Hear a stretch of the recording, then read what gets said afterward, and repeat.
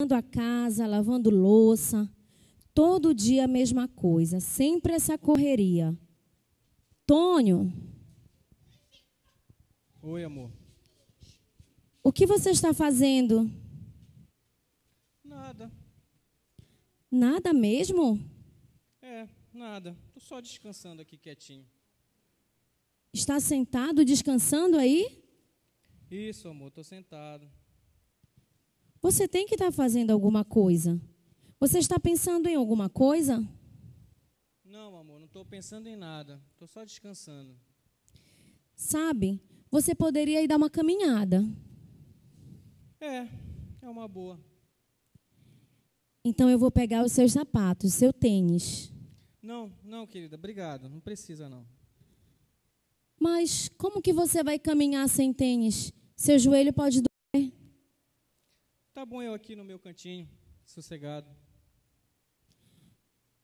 Eu não entendo. Agora há pouco você disse que queria caminhar. Não, amor, me deixa aqui sossegado no meu canto. Eu acabei de chegar. Mas você não quer mais caminhar? Não. Não. Você me disse que queria caminhar. Foi você que disse, amor. Eu não quero caminhar, quero ficar aqui. Eu disse? Eu nem me importo se você quiser ir caminhar, se você não quiser ir caminhar. Por mim, tudo bem. Tá bom, então eu vou ficar aqui no meu canto, por favor. Se você quisesse mesmo ficar relaxado, você não ia querer estar falando comigo o tempo todo. Mas é você que está falando, criatura. Ô, Tônio, você está lendo alguma coisa? Não, amor, não estou lendo nada. Quer que eu pegue uma revista? Não, tá bom aqui. O que você quer que eu pegue para você? Porque primeiro você queria caminhar. Depois você queria que eu pegasse uma revista. Você quer que eu pegue alguma coisa agora? Não, meu amor, deixa eu ficar sossegado aqui no meu cantinho, por favor. Então, faça o que tiver vontade de fazer.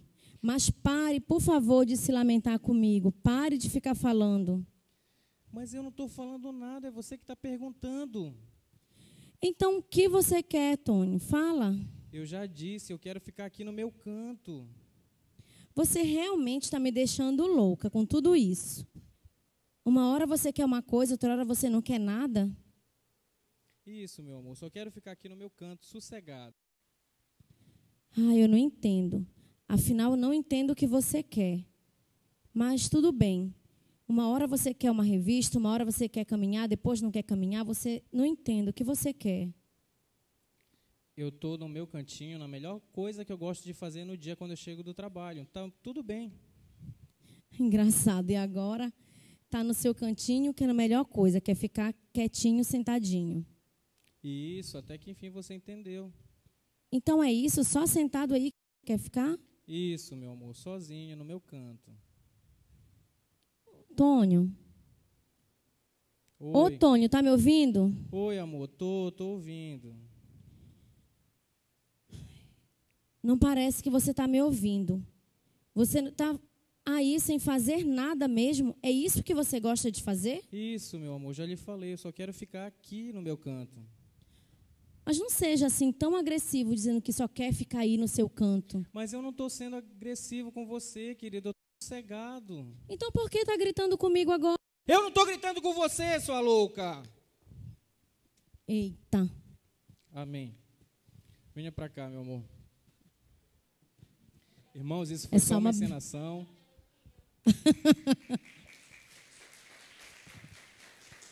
Isso foi só uma encenação, tá? Para os irmãos que estão assistindo pelo Facebook, que tem a ver com a nossa mensagem que vamos compartilhar hoje com vocês. Para quem não nos conhece, eu sou o Jonatas da Tati. Eu sou a Tati do Jonatas. 10 anos de casados. Muito amor. Amém. Aqui que é melhor. Convida a ficar em pé nesse momento. Você vai entender o que a gente quis dizer com essa pequena encenação. Pegue sua Bíblia.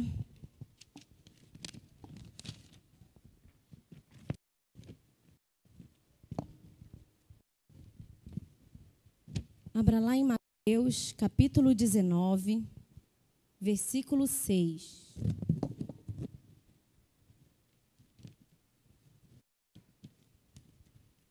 Mateus 19, 6.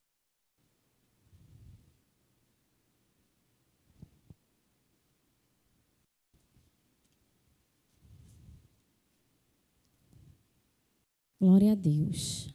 Amém. Diz assim a palavra do Senhor. Assim, as dois, mas uma só carne. Portanto, o que Deus uniu, não separe o homem. Feche seus olhos. Vamos agradecer a Deus por mais essa noite e que o Senhor venha falar aos nossos corações. Senhor, muito obrigada. Obrigada, Deus, por estarmos na tua casa. Obrigada por mais este culto de casais. Que o Senhor venha estar neste lugar, Senhor. Eu creio que o Senhor já está desde o início, Senhor. Desde quando estávamos organizando este culto. O Senhor já planejou esse momento para nós. Então eu te peço, Senhor, Espírito Santo de Deus, fica à vontade para agir nas nossas vidas, para agir nos nossos corações, para agir nas famílias, Senhor, porque precisamos de Ti, Senhor. Fala conosco, é o que nós e Te agradecemos. Amém. Amém? Amém. Você pode sentar. Fique acompanhadinho com seu esposo, com a sua esposa. Amém. Quando nós reunimos com a equipe para decidir o tema desse culto, a gente viu vários casos e viu inclusive o caso de uma celebridade que passou na TV recentemente, que se separou da esposa. Um dia ele falou que ele tinha tudo e num dia ele acordou e viu que não era feliz. E aí a gente refletindo junto com a equipe acerca dessa situação e de tantas outras que a gente vê, a gente pensou nesse tema: casamento existe? E aí pense nessa pergunta, reflita: casamento perfeito existe? E aí, antes de a gente começar, eu queria ler também um outro versículo que você pode ir abrindo aí na sua Bíblia, mas ouça com bastante atenção, que ele fica aqui em Eclesiastes, capítulo 9, capítulo 4, versículo de 9 a 12, que ele fala o seguinte: é melhor serem dois do que um, porque tem melhor paga do seu trabalho. Porque se um cair, o outro levanta o companheiro. Mas ai do que estiver só, pois caindo não haverá outro o que o levante. Também, se dois dormirem juntos, eles se aquentarão. Mas um só, como se aquentará? E se alguém prevalecer contra um, os dois resistirão. E o cordão de 3 dobras não se quebra tão depressa. O casamento não é um amor de novela que você vê, no final fica tudo feliz. Não é um romance, um de amor, que acontece de tudo com o casal e eles ficam, no final, acabam ficando juntos. O objetivo do amor do casal é sim ficar juntos até o fim, porque o casamento é para a vida toda. Mas o casamento ele é uma alternância de sentimentos. Quando você faz o voto com seu cônjuge no altar, o que é que você concorda? Na saúde ou na doença, na riqueza ou na pobreza, na alegria ou na tristeza. Então, olhando para esses polos, a gente consegue ver que não existe casamento perfeito. O que existe é casamento feliz. E é isso que a gente vai trazer hoje à noite para vocês aqui. Alguns mitos que se criam acerca do casamento perfeito. As pessoas imaginam antes de casar o que seria um casamento perfeito, quando na verdade o que você precisa buscar é um casamento feliz. Então, espere sempre o melhor da união de você com seu esposo. Nunca espere a perfeição. Que perfeitos nós não somos. Temos que todos os dias buscar a perfeição segundo a palavra de Deus.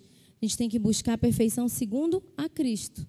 Então, falando aqui dos mitos que a gente vai apresentar, o primeiro mito é muito comum a gente ver ou ouvir casar dizendo: a gente não vai brigar igual o casal X, a gente não vai brigar igual alguns casais que brigam. Nosso casamento não vai ter isso. Mas, será que antes do casamento eu brigava muito com Jonatas? Será que antes do casamento essa pessoa que está falando isso brigava muito. E aí, depois do casamento, vai então virar tudo mil maravilhas. É um casal de novela. Pois é. A diferença ela está no seguinte ponto. Brigar, a gente pode ter os nossos desentendimentos. É igual o louvor que foi cantado aqui. Em casa eu posso ser quem realmente sou. Diferenças até poderão acontecer. A gente tem combinado, né? Mas quando a mágoa tem razão, o que vai prevalecer? O perdão. Então, pode até acontecer a diferença. Pode até acontecer o desentendimento, a briga. Mas a diferença vai ser no respeito. A diferença de tudo vai ser no respeito. A gente pode se desentender sem se humilhar, sem magoar, né? Ou até se eu magoei com alguma palavra que às vezes a gente na hora nem pensa, mas a gente tem que buscar pensar, porque a palavra, depois que lançada, não volta. Mas é a nossa atitude que vai dizer se realmente aquela briga, eu posso até estava errada, mas se a minha atitude for de me humilhar, no sentido de me arrepender e pedir perdão e querer corrigir, essa é a diferença do casamento perfeito e um casamento feliz. As diferenças elas vão acontecer, mas vai se entender, porque a gente vai conversar, a gente vai expor. Poxa, eu não gostei que você disse isso. Então é a forma que a gente faz. E isso é só o dia a dia que vai nos ajudar a entender, a conhecer um ao outro. E a gente sabe como a gente vai falar de uma forma que eu vou magoar, eu vou ferir o Jonathan, eu sei o que ele gosta, como ele não gosta que eu fale. A gente conhece. O dia a dia já vai fazendo acontecer. Então, se eu falo propositalmente, será que eu quero que o meu casamento ele realmente seja um casal, um matrimônio feliz? Ou eu quero só, igual o casamento de novela, aparentar que existe uma felicidade, que eu sou um casal, que nós somos um casal perfeito? O projeto de se conviver num casamento feliz deve ser na vida do casal mais importante do que satisfazer as próprias necessidades pessoais. Se você casar querendo satisfazer, querendo ser feliz, sem se propor a fazer o outro feliz, isso é egoísmo e não um altruísmo. No casamento você tem que ser altruísta, você tem que se doar para amar. E tem na palavra de Deus, tem um segredinho para a gente, né, que a gente aprendeu um tempinho e que a gente procura sempre não fazer isso. Lá em Efésios, capítulo 4, versículo 26, ele diz o seguinte, que não se põe o sol sobre a ira. O que é isso?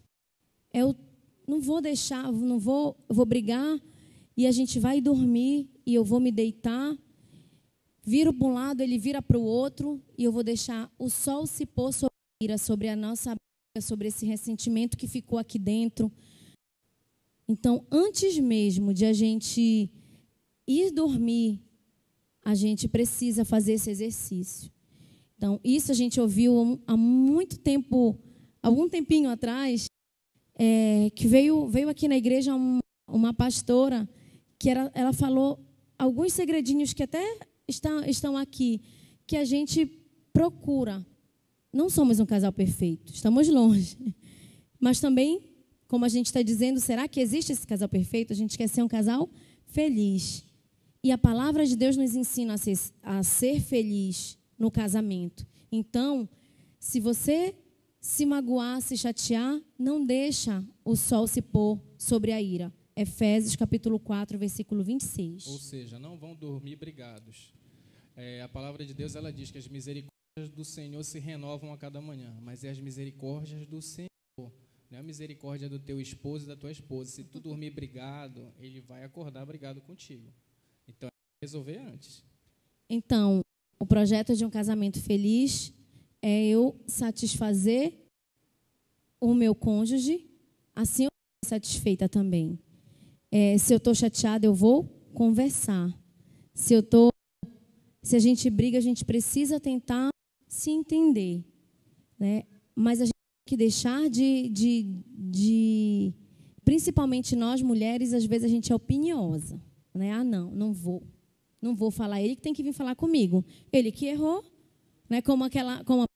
Não grita comigo, né? Ele que está gritando comigo, não sou eu que estou gritando com ele. Então, nós precisamos também, a gente sabe, nós mulheres sabemos também como nós somos e os homens sabem também como são. Então, os dois precisam tentar ajudar ao outro, para a gente não fique na rixa. E aí, para finalizar esse primeiro ponto, reflita na seguinte pergunta: será que é mais importante você ter razão em uma briga ou manter a paz? Não olhe para o seu esposo, reflita só você, nem olhe para a sua esposa para vocês não se derrubarem. E aí tem uma regrinha de ouro aqui que a palavra de Deus nos ensina. Cristo deixou para a gente Mateus 7,12, que diz: assim como quereis que os homens vos façam, assim fazeis vós também para eles. E 1 Coríntios 10:24 diz: ninguém deve buscar o seu próprio bem, mas o bem dos próximos. Ou seja, volta à situação que eu falei do altruísmo, de você ceder para não ter que brigar com o seu esposo, com a sua esposa. Segundo mito, as contas agora elas não vão se atrasar, porque afinal somos dois, os dois trabalhando, dinheiro aí. Ou não, quando ocorre de só um trabalhar, o outro achar que está tudo mil maravilha, que vai dar, a finança vai dar tudo. Vamos lá. Então, questão da finança, a gente percebe que um dos maiores índices de divórcio, de brigas no casamento, é a questão da finança, das finanças. E o maior problema não é o planejamento financeiro em si, mas sim a educação financeira.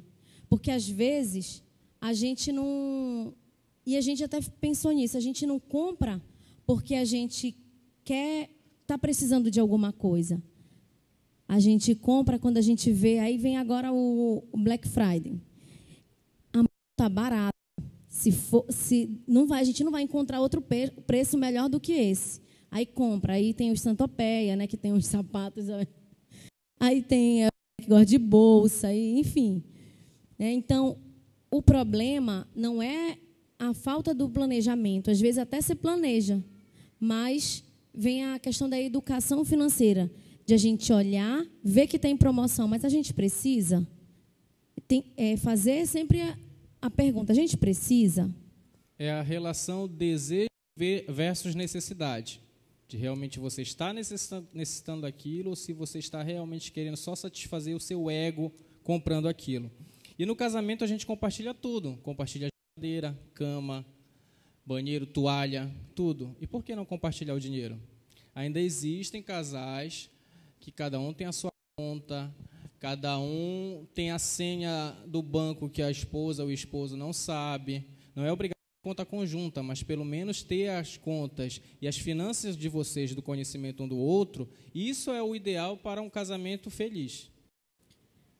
A gente precisa saber, né, para que a gente consiga fazer não só o planejamento, mas ter uma educação financeira, a gente precisa saber quanto que é o nosso caixa único. Você recebe quanto? Eu ganho tanto e você tanto. Então, é um caixa só, né? Então, às vezes, a gente não pode pensar, vou gastar do meu e ele que resolva as nossas contas com a do dele, com o dinheiro dele. Não é o dinheiro dele o meu, é o nosso dinheiro. Afinal, o Senhor está abençoando o quê? A família, não é a Tatiane ou o Jonatas, o fulano e a fulana, é a família. Então, a gente precisa ter essa educação. E se o casamento ele é uma união de pessoas, tanto na alegria quanto na tristeza, isso também inclui a questão financeira. O que acaba dificultando essa questão financeira, a forma do casal lidar, é porque é o contexto da criação. Um vem de uma família de um berço e o outro vem de outra, que às vezes tem um costume completamente diferente. Um tem uma família que poupa mais e o outro tem uma família mais consumista. Então, quando casa, tem um choque de conflitos aí. E aí a gente precisa entrar no contexto, porque senão, ao invés de alegria, vai ter a tristeza na relação por conta da questão financeira. E aqui na palavra de Deus, aqui em 1 Timóteo, capítulo 6, versículo 10, ele diz o seguinte: porque o amor ao dinheiro é a raiz de todos os males. Então, o meu amor não pode ser maior no dinheiro. É meu dinheiro, é o dinheiro dele. Não. O meu amor tem que ser maior no Senhor. Depois, como foi falado, é Deus, família, né? Eu não tenho amor ao dinheiro. O dinheiro é o Senhor que vai nos abençoar para que a gente consiga conquistar, fazer as coisas, ter os nossos sonhos realizados através dos nossos trabalhos, do nosso salário. O Senhor é quem vai prover e vai multiplicar através da nossa obediência a Deus. E quando a gente estava estudando, a gente encontrou uma frase aqui que a gente até trouxe para vocês. A dívida esvazia seu futuro para preencher seu presente. Pensa nessa frase. Você compra um produto de 10 prestações, 10 meses, ficar com aquela parcela ali faltando no teu orçamento. Vai ser algo que vai quebrar o teu planejamento de umas férias, de uma viagem, de uma compra de um carro, outro bem. Para o casal, uma dívida que às vezes só um faz. E é muito a questão da vida financeira do casal, ela é muito importante, porque ela impacta diretamente no relacionamento. Se a gente não falar a mesma língua, não tiver o mesmo entendimento quanto à questão financeira, e a gente não tivesse uma sabedoria financeira, ou tente, porque a gente, como eu falei nisso, ninguém é perfeito, mas se a gente não tiver pelo menos o mesmo entendimento e a gente falar, não, olha, nosso caixa único é esse, a gente não vai conseguir. Isso vai impactar no nosso relacionamento, né? Se a gente, às vezes, comprar a mais ou fazer dívida e não dizer, e aí quando descobre já está um rombo a dívida, né? Que aí já não consegue mais, não tem como mais esconder, aí vai falar, amor, poxa, aconteceu isso. Então, olha o problema que isso vai causar entre o casal. Diante disso, eu pergunto para vocês, qual é a parte do corpo que mais dói? Quem responde? Qual é a parte do corpo que mais dói? Qual é o órgão que mais dói? Eu já ouvi assim também. Qual é o órgão que mais dói? Todo mundo acanhado. É o bolso, minha gente. Se a gente for analisar toda essa situação, o bolso, as finanças da família, ela é afetada sim. E aí, o terceiro mito do casamento é: o nosso casamento será sempre romântico e cheio de prazer. E aí vem um ponto crucial numa relação. Relacionamento sexual. É um ponto que causa muito problema entre os casais, porque cada um, assim como na questão de finanças, teve um ensinamento na sua família, na questão sexual também, muitos tiveram ensinamentos diferentes. Geralmente, a sociedade machista, o homem é ensinado desde pequeno a ser o namorador, a ser o galanteador, e a mulher sempre ela tem a questão de ser mais recatada, mais educada, que tem que ser cortejada. E isso impacta no relacionamento, principalmente quando não tem relação. E não tem como deixar de falar sobre o sexo. Por quê? Porque o sexo ele também é uma parte importante no casamento. Se a gente não tiver comunicação, né, não adianta.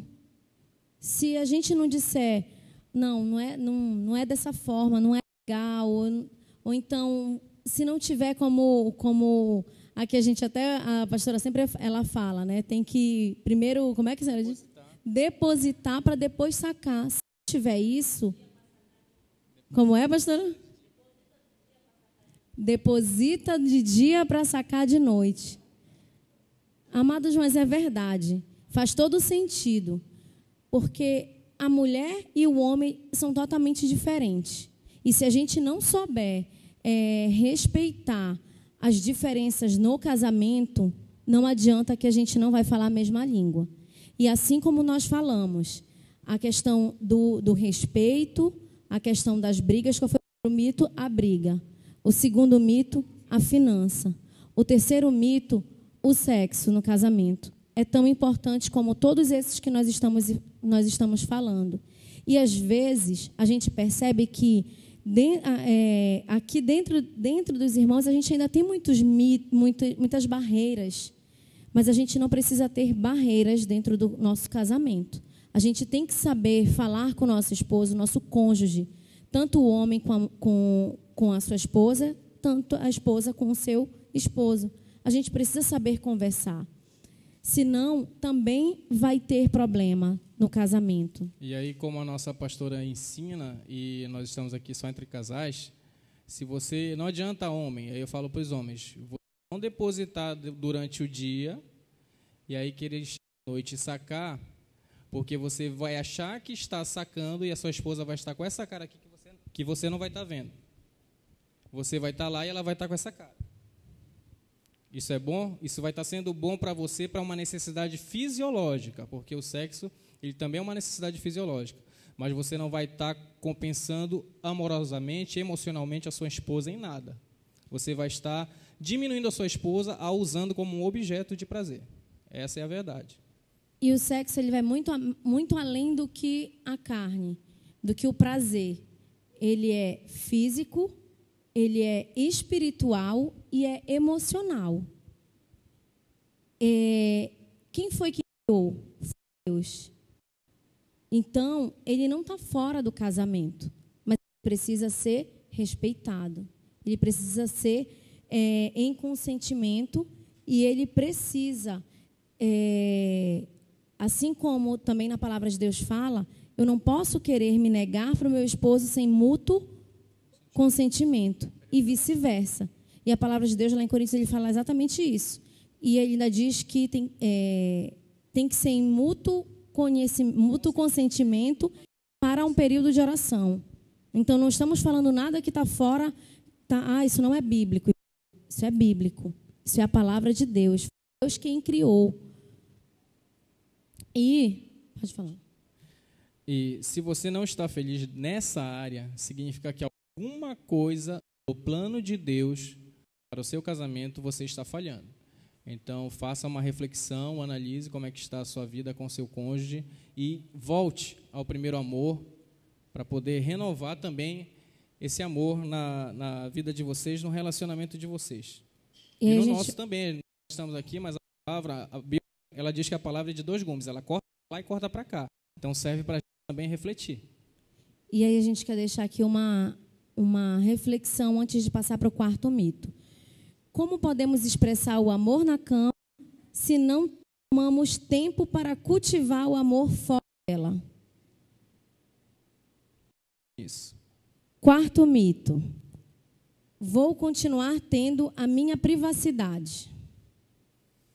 E aí é que pega, porque quando casa, o homem principalmente acha que ele vai poder continuar saindo para a bola dele a hora que ele bem entender. Domingo à tarde, tendo culto 6 horas da tarde, dá satisfação para a esposa. A esposa acha que pode estar saindo com as amigas sem... combinar com o esposo, não é uma questão de controlar. A gente vai ver isso mais tarde também aqui na lição. Mas tem que ter esse compartilhamento. Não tem a privacidade, tem a individualidade. E aí, quando a gente fala da individualidade, eu posso sair, ele pode jogar bola, eu posso sair com as minhas amigas, eu posso, de repente, ir para um cinema com as minhas amigas. Tem essa individualidade? Tem. Mas eu não tenho privacidade no sentido de... Desculpa, não pode ter a individualidade, mas a gente tem que ter essa conversa que ele vai saber o que eu estou fazendo. E ele vai saber ele sabe o que eu estou fazendo e eu sei o que ele está fazendo. Se ele vai jogar bola, se ele... Outra situação é o celular. Porque o celular dele tem que ter senha, o meu tem que ter senha. Os nossos celulares, eles precisam não ter senha.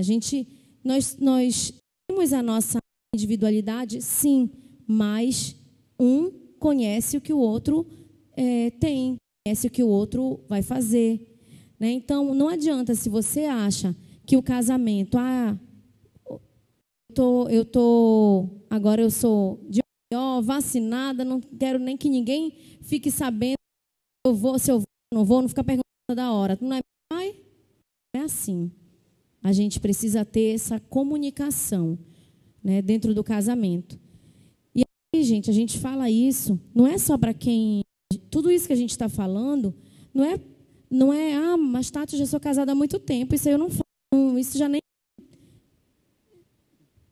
Irmãos, isso é para quem é casado agora, quem é casado há 10 anos como a gente, quem é casado há 15, 20, 30, porque a própria palavra de Deus, ela diz que ela se renova.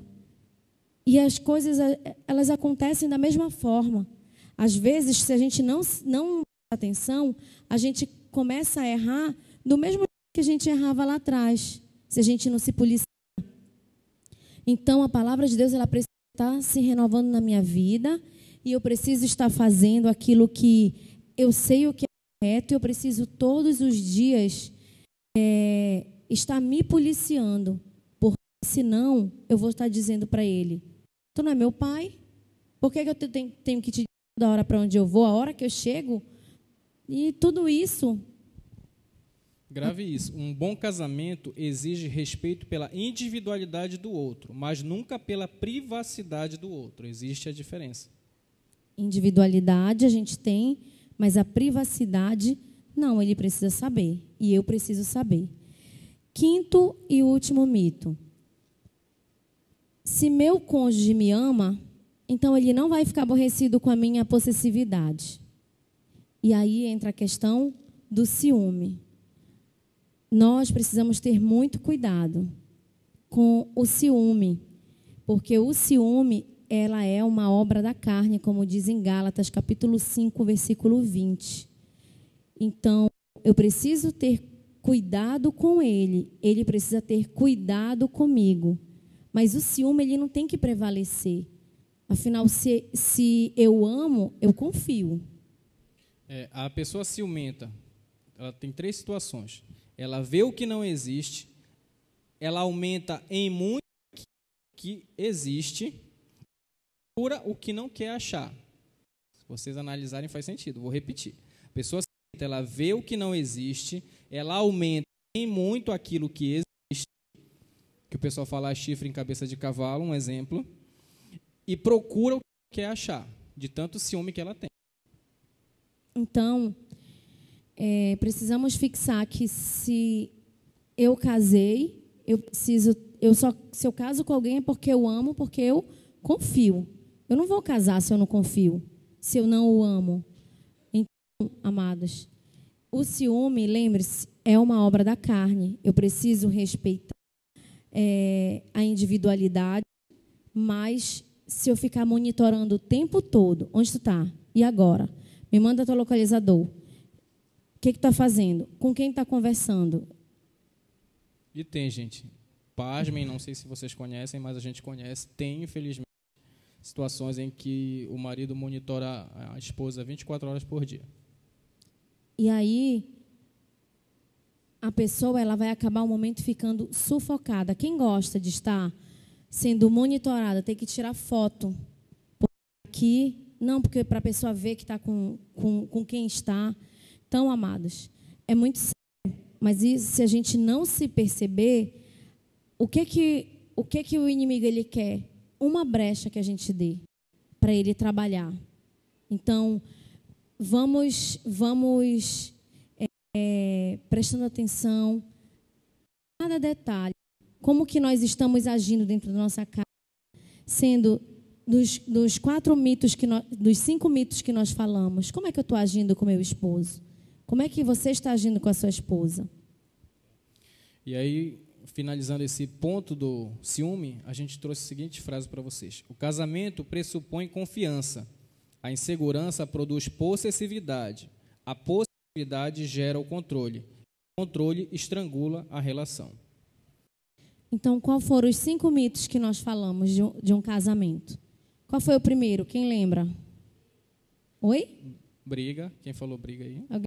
Quem falou briga? Segundo mito? Financeiro. Terceiro mito?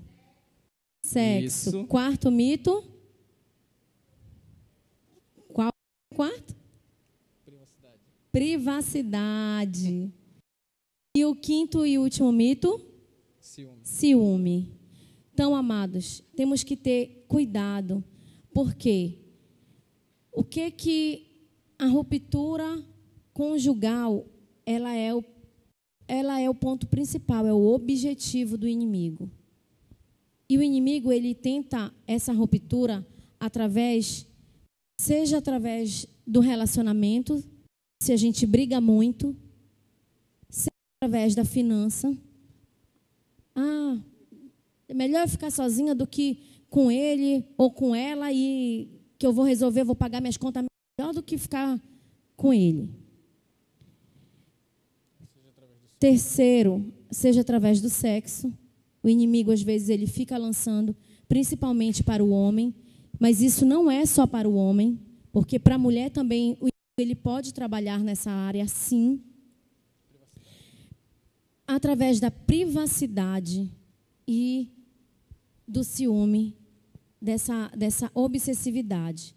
Então, quando isso acontece, quando o inimigo ele encontra qualquer dessas áreas, ele vai tentar tirar a paz. E tem um ditado que o Jonatas ele sempre usa, que é melhor ter paz do que ter razão. Então, quando a gente perceber qualquer situação, vamos buscar a ter paz. E aí a gente vai bloquear essa tentativa do inimigo em causar qualquer ruptura no nosso casamento, na nossa família. Porque quando isso acontece, sabe o que acontece? Quando um casamento ele acaba através de uma ruptura dessas, que foi como nós iniciamos, quando o Jonatas disse, como nós pensamos nesse tema, a equipe, quando um casamento acaba, ele desestrutura a igreja. Ele desestrutura a igreja. Mas, Tati, um casamento, uma família desestrutura a igreja? Sim, amados. Nós somos feitos, a igreja ela é feita de membros. Nós somos o corpo de Cristo. O corpo de Cristo é feito de membros. Cada família é um membro desse corpo. Se um dedinho, você ficar sem ele, você vai sentir a falta desse dedo. E é isso que o inimigo ele quer, desestruturar a igreja. Então, desestruturar as famílias. Onde que ele vai atacar? Na família. Então, a gente precisa ter esse cuidado, buscar manter o nosso relacionamento, o nosso casamento, um lugar saudável, onde você tenha a paz de estar na sua casa, onde você tenha o prazer de, sexta-feira, vou ficar com meu esposo, com a minha família, vou ficar com meus filhos. Então, esse é o que nós vamos deixar aqui para vocês, que você observe cada e vocês vão responder agora, existe um casamento perfeito? Mas existe um casamento? Existe um casamento feliz. E existe o casamento feliz para quem trabalha para construí-lo. E é isso que a gente busca cada dia. Trabalhar para que nossos relacionamentos cresçam. Só o amor não sustenta uma relação. Só o compromisso separado também não sustenta uma relação. Nós temos que fazer a junção dos dois para que esse nosso relacionamento dê sempre certo. E aí nós iniciamos com um versículo dizendo que o que Deus uniu não separa o homem. Mas se este Criador do casamento não estiver sendo o centro desse casamento, esse casamento não vai conseguir resistir por muito tempo. Então, que o Senhor, nos lares, centro dos nossos lares, ser no centro do nosso relacionamento, para que realmente a gente consiga ser como o cordão de três dobras, que ele é muito mais difícil de ser quebrado, de ser rompido. Amém? Então, eu queria convidar você a ficar em pé. Eu queria que você viesse aqui